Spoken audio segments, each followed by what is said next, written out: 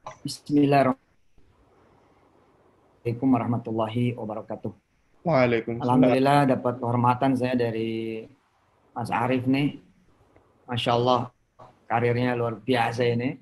Ya, masih muda, milenial, udah biasa kan yang jadi komisaris nih tua-tua gitu kan. Sesuai lah dengan namanya kan Bank Syariah Muda, ya kan. Bank Syariah Milenial. Gitu. Jadi komisarisnya harus milenial. Jadi pertama saya ucapkan selamat dulu Mas. Mudah-mudahan insya Allah ke depan bisa jadi Menteri Arif Roshid. Insya Allah, amin. Nanti saya yang ngangkat insya Allah. Salam hormat buat Pak Erick Thohir. Insya Allah kita doain beliau dikasih kemudahan. Dan semua yang memimpin negeri ini semua dikasih kemudahan. Dari mulai tingkat pusat, daerah, hingga yang paling bawah. Mas Ali, suara saya terdengar dengan baik atau tidak? Terdengar dengan baik, Ustaz. Silakan. Suara saya kayaknya ya. Terdengar dengan baik ya. Baik. Ya. Ya, bismillahirrahmanirrahim. Saya hampir tidak mengerti kalau Nabi Yusuf ini adalah pebisnis. Saya hampir tidak memahami, tidak tahu kalau Nabi Yusuf ini adalah pedagang.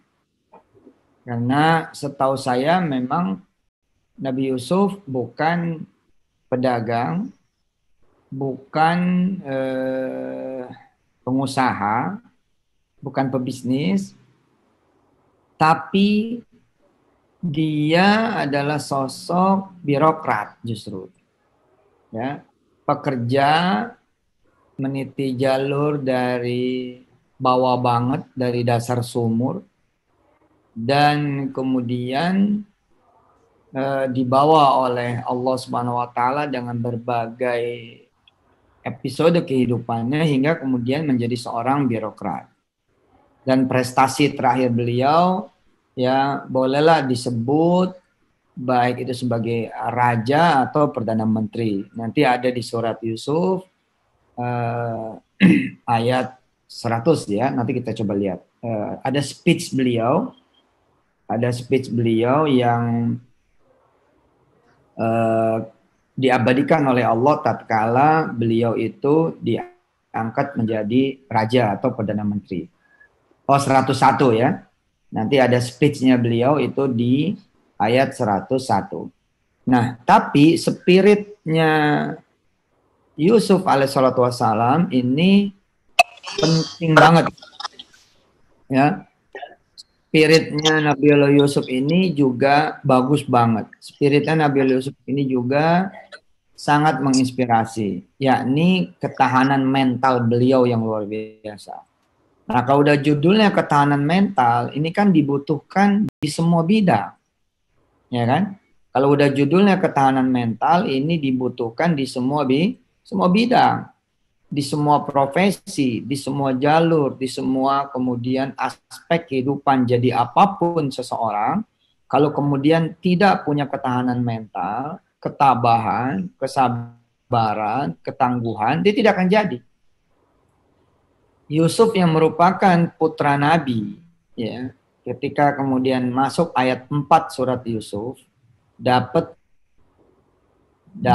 gambaran, dapat isyarat, dapat kemudian pandangan bahwa akan ada 11 bintang, matahari dan bulan yang akan sujud kepada dia. Ini seperti seseorang yang gadang-gadang misalkan menjadi dirut.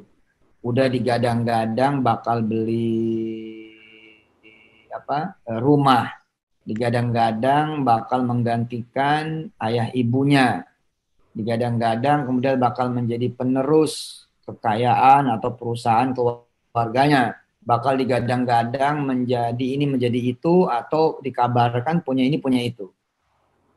Yusuf, qala Yusufu li abihi ya abati inni ra'aitu ahada asyara kaukaba wasyamsa wal qamara ra'aituhum li sajidin.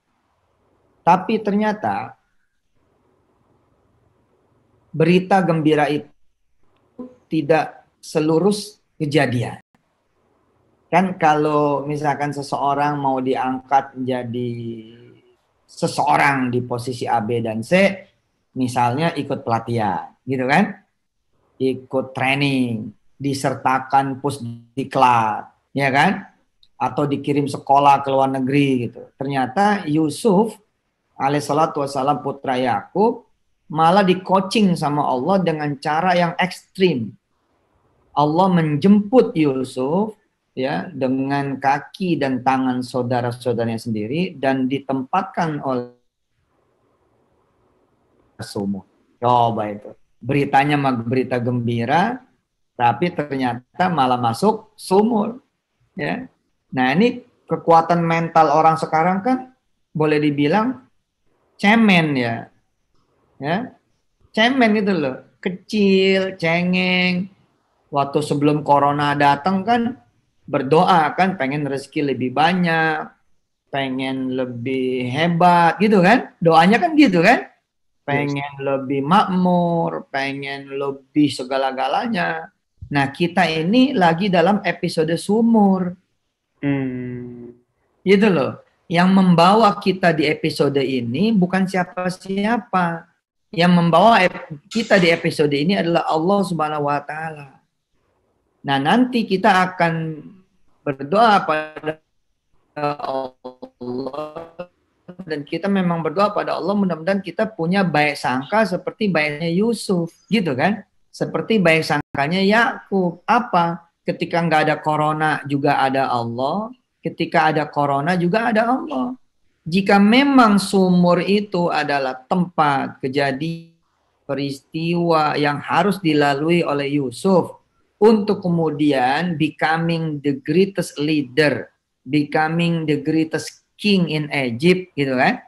Nah, kenapa kita nggak menerima corona ini gitu loh sebagai episode yang mudah-mudahan mengasah seluruh ya potensi diri kita untuk kemudian muncul. Ah, itu dia. Jadi kalau langsung direct apakah Yusuf pedagang, saya malah nggak lihat ada sejarah dia berdagang. Dia berbisnis, saya tidak melihat ada sejarah dia berbisnis. Kalau Nabi Allah Lut malah pedagang. Jadi Ibrahim itu pedagang. Sama-sama dagang hewan dia. Ya. Dagang hewan, cuman nanti turun berita, turun yang berdoa supaya jadi kaya, malah kena fitnah, terus pekerjaannya hilang, masuk penjara polisi juga, sempat jadi penjara 2 tahun. Lah, kalau yang tidak punya kestabilan emosi, ketangguhan hati, kesabaran hati, keluasan pikiran, ketawakalan yang hebat kayak Yusuf, pasti dia meratapi gitu kan.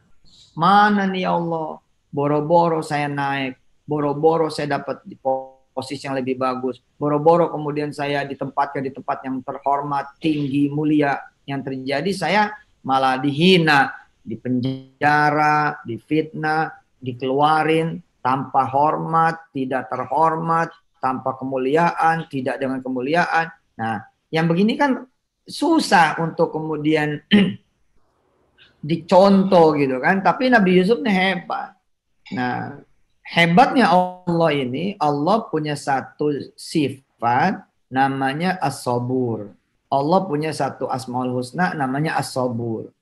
Udah disalah mengertiin pun oleh hambanya, ya, Allah tidak pernah meralat keputusannya akan masa depan. Nah, banyak kemudian hamba-hambanya yang menjadi malu di kemudian hari. Oh, ternyata harus lewat sumur dulu jadi raja. Coba kalau dulu nggak masuk sumur, nggak jadi raja. Oh, saya harus hancur dulu dagangan. Sebab kalau saya nggak hancur dagangan, saya nggak ketemu dagangan yang ini. Oh, saya harus di PHK dulu di sini, kalau enggak dapat perusahaan yang ini, kan begitu. Nah, banyak orang kemudian setelah hancur, terus keluar dari penjara, ternyata dia jadi orang hebat setelahnya. Itu kenapa? Karena di masa-masa penjara itu Allah menggembleng dia. Saya kira poin dari Nabi Allah Yusuf salah satunya itu. Ya, salah satunya itu. Dan itu bisa dipakai di apa saja. Di urusan ke anak-anak milenial kuliah misalnya. Kalau baru dapat dosen satu killer, terus udah pundungan, udah nggak mau kuliah, udah bete, gara-gara punya satu temen sekelas yang rese, kayaknya satu kampus jelek semua, nggak mau kuliah lagi, ya. Terus kalau kerja juga maunya enak melulu, kalau dikasih beban, dikasih kemudian tanggung jawab, dikasih sesuatu yang berat dikit, mundur, ya kapan majunya kan begitu. Ustaz. Iya, ya saya kira pengantar dari saya cukup untuk kemudian kita barangkali diskusi. Pak Ustadz juga kan selain sebagai tokoh agama, Ustadz kan sebagai pengusaha juga nih yang kita kenal gitu. Ada nggak sih tips atau strategi nih untuk kita sebagai milenial dalam menghadapi situasi pandemi seperti ini yang kita ketahui memang akibat berkurangnya aktivitas jadi penurunan pendapatan pengusaha usaha kita gitu Ustaz. Ada nggak strategi-strategi bagaimana yang bisa kita lakukan Ustaz? Ya, di luar soal strategi, yang pertama ini memang soal mindset, Mas Ali. Yang pertama ini soal mindset, soal kemudian bagaimana kita mengatakan itu, bagaimana kita berpikir dan mengucapkan itu, bagaimana kemudian kita merasa. Ini soal mindset. Ya, kalau kita nggak hati-hati, nggak ada strategi yang muncul, nggak bakalan ada bayangan strategi apapun. Karena yang ada adalah bersumber dari kejelekan, kenegatifan, ya, keburukan, keputusasaan dari apa? Dari omongan, pikiran, perasaan. Jadi bagaimana mungkin akan ada langkah, akan ada strategi, akan ada jalan, cara, metode, exit solution gitu ya. Dari otak yang marah-marah, hati yang ngedumel, mulut yang ngomel, dari mana judulnya gitu loh. Kan semua perlu berbasis ketenangan kan. Frekuensi ini baru kelihatan semua kalau tenang, betul nggak? Ya. Orang kalau goyang kan dia nggak bisa ngeliat apa-apa, bos. Goyang nih dia nggak bisa ngeliat apa-apa, buyar semua gitu loh. Nah, jadi nomor satu emang ini nih, perbaiki pikiran. Mindset, perbaiki omongan, perbaiki hati, perasaan. Nanti kelihatan tuh jalannya. Oh gitu. Ya kalau udah tenang gitu, kalau udah kalem, udah cakep. Makanya kan kita orang disuruh berzikir kan. Ala bidzikrillahi tatma'innul qulub. Ya, Nabi Yusuf berzikir di bawah sumur, Nabi Yakub berzikir di atas sumur. Nabi Yakub menyerahkan persoalan Yusuf kepada Allah. Nabi Yusuf kemudian menyerahkan dirinya juga kepada Allah. Ketemu. Karena Allah Tuhannya daratan dan Tuhannya daleman kan begitu. Nah, contoh saya kasih tahu. Bila teman-teman milenial, ya, ada yang misalkan dia pekerja. Kemudian dia di PHK. Oke. Kalau kalimatnya nggak cakep, bubar semua.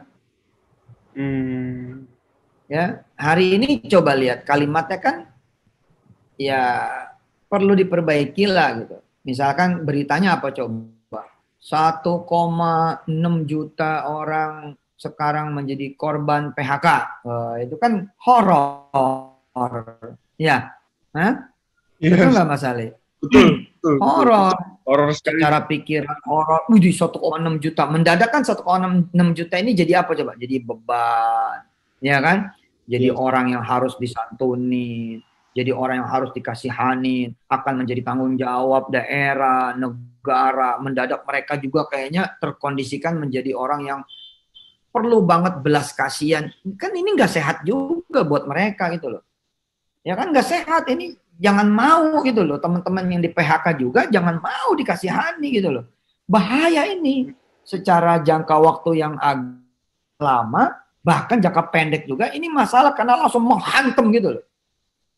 Langsung menghantam bahwa kamu lemah, kamu kecil, kamu harus diperhatikan, kamu harus dibantu, tunggu kami yang kerja, tunggu kami yang usaha, tunggu kami yang ngantar makanan untuk Anda, tunggu kami akan ngantar minuman untuk Anda, tunggu kami akan ngantar gas, tunggu. Wah, kan masalah, Pak. Masalah ini. Coba Mas Ali dan teman-teman milenial dari Rabu Hijrah, perhatikan nih kalimatnya. Kalau dirubah sedikit aja. Nih perhatikan nih. 1,6 juta orang siap menjadi pengusaha-pengusaha baru Indonesia. Lain tuh beritanya. Hah? Ustadz, betul. Lain nggak? Lain, Ustadz. Lain. 1,6 juta orang di Indonesia siap menjadi agen-agen produksi Anda. Siap menjadi reseller produk-produknya Anda. Lain nggak? Lain, Ustaz. Lain.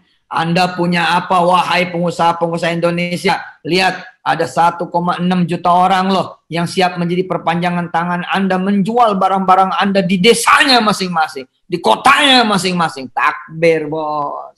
Allah. Hah? Betul, Ustaz. Beda. Hilang motor. Misal nih, hilang motor. Kalau pikirannya jelek, omongannya jelek, hatinya jelek, perasaannya jelek, jelek semua. Maling sialan.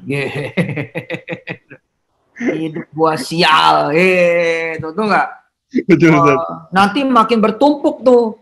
Udah mah ngumpulin duit susah buat DP. Angsuran juga lunas. Asuransi pas nggak dibayar, nggak kebayar, udah nggak diperpanjang, hilang lagi. Waduh, saya orang paling sial, paling susah gitu. Kalau udah begitu judulnya, main gitar juga nggak mau. Males gitu kan. Ngapain aja males. Tapi coba dibuka. Bawaannya udah. Iya, mindsetnya diubah. Begitu buka pintu, motor hilang. Katakan yang baik-baik, AC. Saatnya beli Camry. Luar biasa. Masya Allah. Saatnya ini, ya nggak beli Fortuner ini. Saatnya ini, ya nggak? Beli Kijang terbaru. Bosen gua naik motor ya. Makasih maling, kalau nggak lu ambil, gua nggak beli mobil nanti. Gitu. Iya, betul.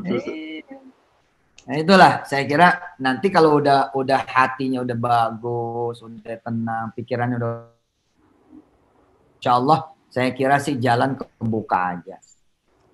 Buka aja. Banyak kok orang-orang sekarang akhirnya jadi pedagang kan ketika di masa corona ini kan. Betul nggak? Setuju banget Ustadz. Itu fenomena yang terjadi saat ini. Teman-teman milenial juga keren. Yang menyalurkan hobinya menjadi usaha, Ustadz. Mas Ali, ini situasi barokah banget. Mas Arif, coba perhatikan. Situasi ini barokah banget. Zaman dulu orang sebel ngelihat orang jualan, betul nggak? Betul. Beberapa waktu yang lalu orang kalau ngelihat orang jualan keki, sebel. Apalagi kalau ngelihat yang jualan. Tawarin ya, Ustadz. Oh, apalagi ditawarin. Sekarang orang kalau nawarin balik gitu loh. Terus saling beli. Sekarang saling beli. Lu jualan apa? Gue jualan bumbu. Lu jualan apa? Gue jualan frozen food. Lu beli bumbu gue beli frozen food lu. Kirim, set. Gitu.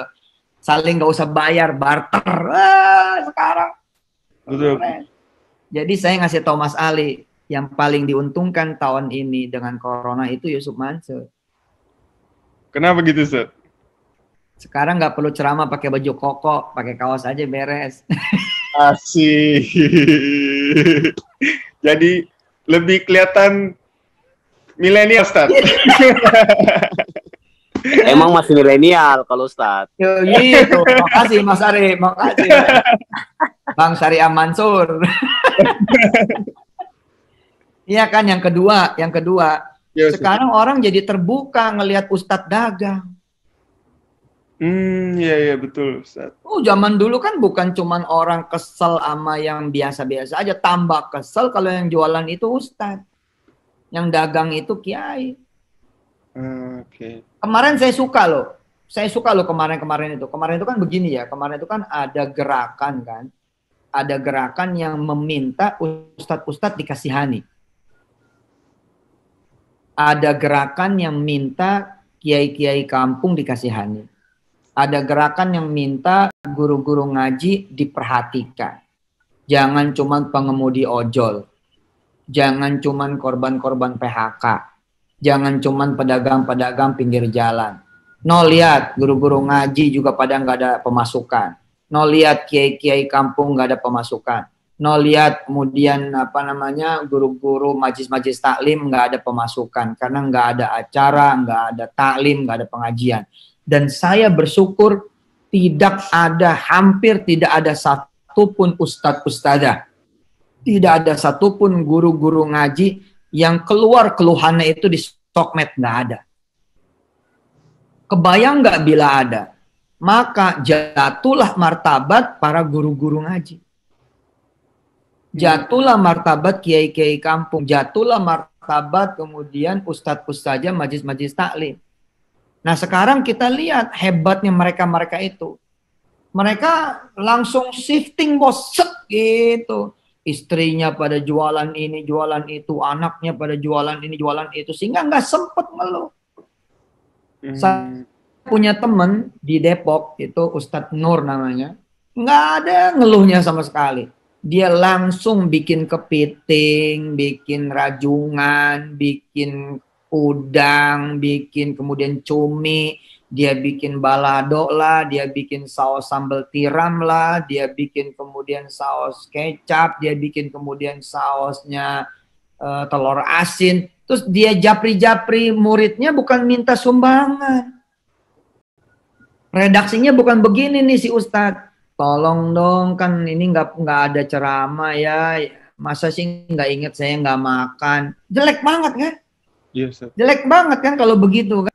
Bos, ntar malam makan apa? Kalau belum masak, aye jualan kepiting saus tiram nih, mau nggak? Gitu.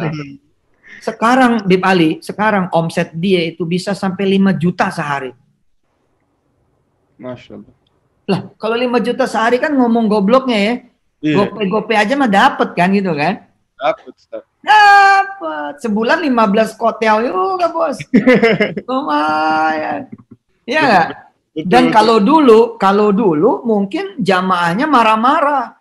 Ustadz, udah sih ngaji aja, ngajar aja pakai dagang-dagang gitu kan? Iya, betul, Ustaz. Betul nggak? Tapi gara-gara corona dengan izin Allah Subhanahu wa taala, nggak ada yang marah-marah masih Ustadz. Ini Ustadz yang bener nih, nggak minta-minta dagang. Yuk kita beli aja. Oh iya, jemaah pada beli. Ya kebetulan emang enak. Aneh dikirimin, alhamdulillah. Nggak bayar. Masya Allah. Gitu, balik kurang lebih. Ya, mangga. Memang Pak Ustadz, di teman-teman saya juga, seperti yang Ustadz bilang, fenomenanya yang hobinya masak, sekarang bisa jualin masakannya, Ustadz. Nah, betul. Bahkan banyak brand-brand makanan baru gitu. Iya. Yang hobinya fashion, baju dan lain-lain juga sekarang udah mulai jualan baju juga. Nggak cuman hanya itu, dari jasa kan melatih olahraga aja udah bisa online, Ustadz, dari rumah. Jadi instrukturnya dari tempat gymnya yang ngikutin semua dari rumah masing-masing. Gitu. Masya Allah, bener ya. PT-nya online ya? PT-nya online, Ustadz, sekarang. Benar. Jadi memang peluang bisnis hikmah dari corona itu sebenarnya lebih banyak sebenarnya. Kalau kita bisa lihat. Asal mikir, bener itu. Apa yang tadi Ustadz sampaikan bahwa Daniel ini dalam situasi mungkin bisa dibilang sulit, seperti Allah membangun mental Nabi Yusuf sebagai menjadi raja, bahwa mindset itu harus diperbaiki begitu. Cakep deh. Dan bagaimana apapun yang kita alami harus terus berzikir, berserah diri kepada Allah. Cakep. pasrah kepada Allah, apapun menjadi ketentuan Allah. Gitu. Cakep. Allah. Mungkin udah masuk waktunya 16.30 Ustadz, di akhir sesi ini ngabuburit berfaedah. Mudah-mudahan apa yang Ustadz sampaikan pada hari ini bisa bermanfaat untuk teman-teman semua di luar sana, dan bagaimana insya Allah kita bangsa kita bisa keluar dari situasi sulit ini oleh pertolongan Allah Subhanahu wa taala juga, dan insya Allah dengan situasi seperti ini setelahnya kebangkitan ekonomi umat benar. Di Indonesia maupun di dunia juga semakin bangkit. Amin. Mungkin itu saja yang bisa saya sampaikan Ustadz sore hari ini. Mungkin Kak Arif ada sedikit tambahan atau masukan? Atau cukup? Mungkin itu aja Ustadz. Semoga Ustadz dan keluarga sehat selalu Ustadz. Amin. Selamat menjalankan ibadah puasa. Sama-sama. Makasih semua. Assalamualaikum warahmatullahi wabarakatuh. Assalamualaikum warahmatullahi wabarakatuh.